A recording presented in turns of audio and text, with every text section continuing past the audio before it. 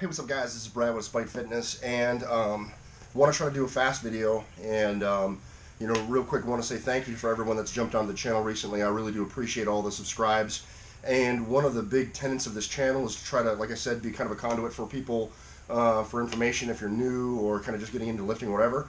And so kind of in that vein, I want to welcome as many questions as you guys want to generate, and the intent is to be able to answer every question that comes my way until a point where I can no longer sustain that. But for the interim, I can. So I have a question from a viewer, and what I'm going to try to do is just put up kind of in text the questions.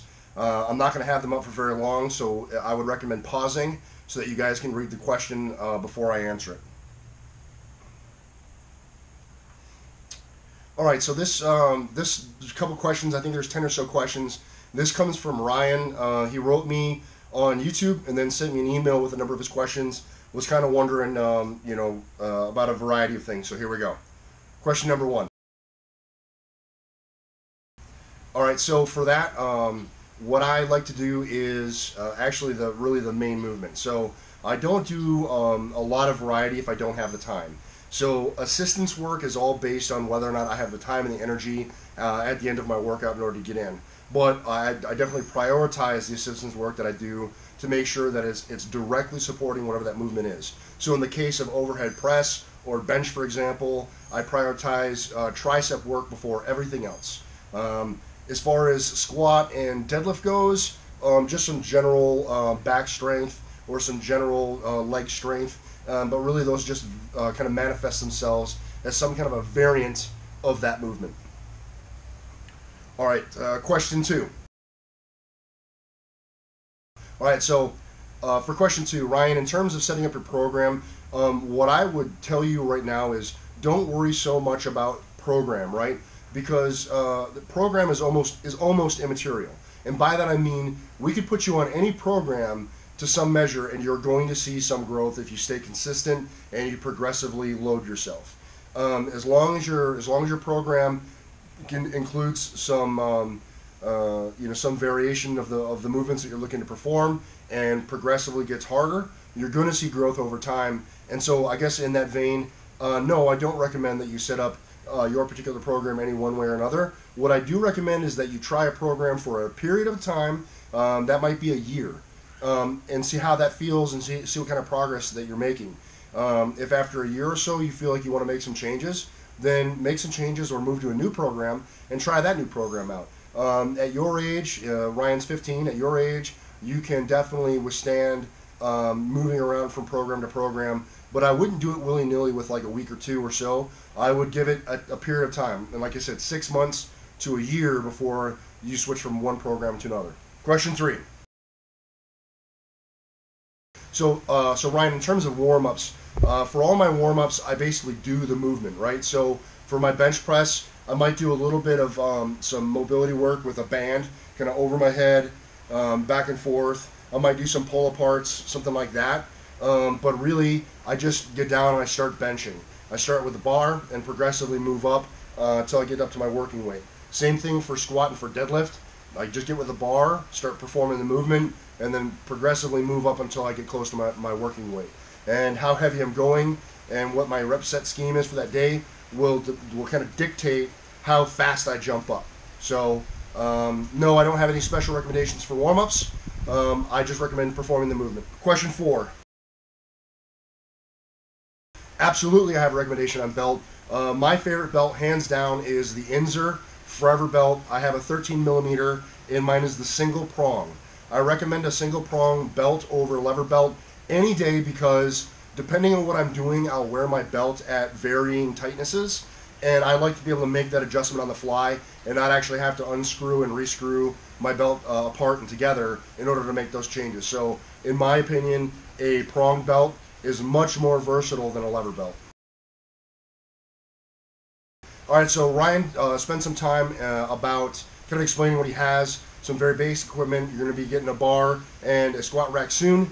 And really, if you're buying your own equipment out of your own pocket, I recommend you stick with the basics.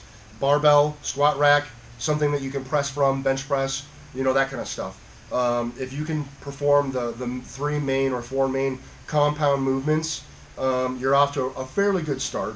And then as you get more time and space and finances, you can add on things here or there that you deem necessary.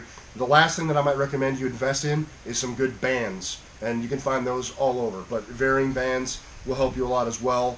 And it's something that you can get on the cheap that will add a lot of resistance, and they don't take up a lot of space. Alright, so Ryan, in terms of your deadlift, it would be really hard for me to just kind of give you prescriptive advice in a vacuum. So what I would recommend is kind of the same way that you sent me these questions. Send me a video. You can hit me up on YouTube, send me a link on YouTube, or actually hit me up on IG at Brad_Arbic. You can send me a DM or whatever, just tag me. I'll be more than happy to take a look at your deadlift and give you my recommendations. The best angles are straight on or 90 degree to the side, and that'll help me kind of see what you're doing. And the last recommendation I have in terms of sending me a video of your deadlift, make sure that the weight is of sufficient weight that it'll tax you a little bit. So don't just do the bar. Do something that represents 80% of your 1 rep max, because at that level I could start to see some breakdown in your form and then make some recommendations. It's starting to rain out. Hopefully it makes for an interesting video. Next question. So Ryan, in terms of stretches, warm-up, rehab, things like that, I don't recommend a whole lot. I don't recommend that you spend a lot of time in your warm-ups, because if you spend too much time warming up, you can detract from your actual workout. So it's kind of a fine balance. You want to make sure that you're sufficiently warm, but not so much time spent that you've now wasted an hour or two in just warm-up alone. You might spend a little bit of time on a treadmill, either walking or maybe just a light jog, just to get your heart rate up and get your body temperature up. And then there's also some stuff from Donnie Thompson for body tempering. I recommend that you check out his videos and check out the kind of stuff that he does. In terms of warm-up, prehab, that might be some stuff that'd be very interesting for you. Okay, so Ryan, in terms of me tearing both my biceps and kind of what I do or what I recommend for bicep work, you gotta take a look at what your focus is. If your focus is to have big biceps, well then you're going to want to do a lot of bicep work. But if your focus is strongman training or powerlifting, for powerlifting, biceps don't really play a big role in powerlifting. For strongman, they probably do. But in performing the strongman maneuvers, tire flips, using Atlas stones, holding the Husfeld stone, things like that, you'll get a lot of work on the biceps. And I think that using those mechanisms to train your arms is probably better than doing some exclusive bicep work. If you have the time and the energy and the inclination to do some extra stuff, well then by all means do it. But no, I don't necessarily have any specific recommendations for bicep stuff. Just be careful with preacher curls. If you're doing preacher curls, that's how a lot of guys tear their biceps as well. Alright, so in terms of my training style or my programming, I loosely follow a juggernaut training style, and that's based off of Chad Wesley Smith stuff. And you can find a lot of his work and a lot of his information all over YouTube. Just type in Chad Wesley Smith or type in juggernaut. And they have a lot of information that's free and readily available, so you can see absolutely how they structure their programs, and that'll get you more or less kind of where I'm at. But then everything I do is very feeling based. So for example, this week I decided to take off training just because work schedule is so hectic. I kind of came down with a chest cold, so better to just lay off and give myself rest than to try to work myself into some kind of CNS sinkhole. So there is some structure to what I do, but I'm not afraid to pivot on a dime if I have to.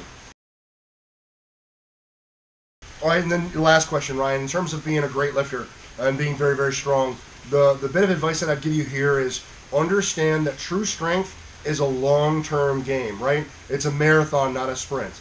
And so, especially where you're at, being 15 years old, you're at an amazing place in your life if you take this advice very seriously. Train smart, train consistent, don't put yourself at risk. Going for kind of a glory lift in a gym is not worth it. Stick to a steady, consistent plan where you progressively over time increase the weight or increase the stimulus on your body, and over time your body will adapt. And you'll see over an extended period of time you're going to make some incredible gains. But you're really not going to see your true peak physical strength until you're in your mid-30s. So if you can stay smart and stay consistent from now until then, you're going to be a freaking monster. All right, I think that's it. Basically, at the end there, he just thanks me for my time. And so that's it, guys. That's the video. Hopefully this one isn't too terrible long and is a little bit of advice that'll help you guys out. I know that a lot of what I've said is very, very basic, but honestly, at its core, becoming very strong is super basic, right? It doesn't include a lot of fancy stuff. It doesn't include a lot of bells and whistles. Just master the basics, stay consistent, stay injury-free, and you're going to get there. You'll see. One step at a time, you will get there. It might seem like a long road at first, but by the time you stop and look back, it'll feel like no time at all. Anyway, guys, that's it. That's the video. I hope that you liked it. I hope the information was helpful. If you guys have any other questions, comments, or concerns, leave them below. For any of my new subscribers or anybody that's out there seeing this video, I do welcome questions, and it is absolutely my goal to make sure that I respond in some way, shape, or form, whether I just give a comment back or actually make a dedicated video for your questions. So please, guys, keep the questions coming. I really do appreciate that interaction that I've got on the channel right now.